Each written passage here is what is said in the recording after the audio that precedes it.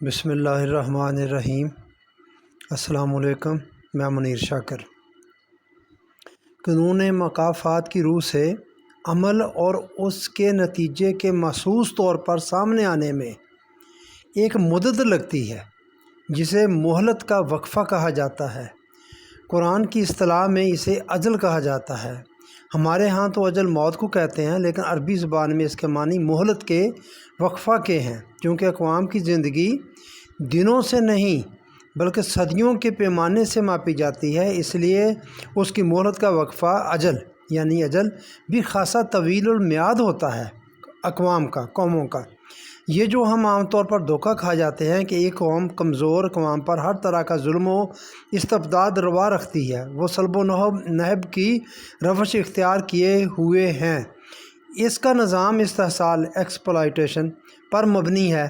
دنیا اس کے ہاتھوں تنگ آ رہی ہے، لیکن اس کے باوجود وہ پنپتی چلی جا رہی ہے، تو یہ اس کے لیے اس کی مہلت کا وقفہ ہوتا ہے، جو خاصا لمبا بھی ہو سکتا ہے۔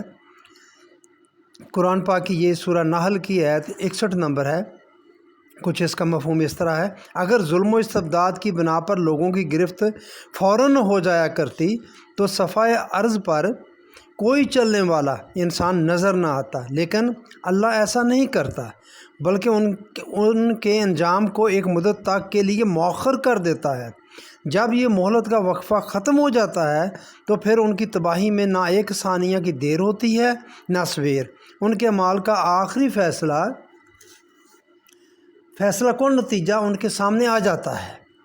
یہ سورہ فاطر کی 45 نمبر بھی اسی مضمون کی ہے۔ مہلت کا یہ قانون اس قدر سخت گیر ہے کہ یہ سورہ مومنون کی 43 نمبر آیت ہے: ما تسبق من امۃ اجلھا وما یستاخرون۔ کوئی قوم نہ اس وقفہ کو کم کر سکتی ہے نہ اسے بڑھا سکتی ہے۔ اگر کوئی قوم اس مدت کے اندر اپنی اصلاح کر لے تو وہ تباہی سے بچ جاتی ہے، اگر ایسا نہ کرے تو ہلاک ہو جاتی ہے۔ مہلت کا وقفہ اسی لیے رکھا گیا ہے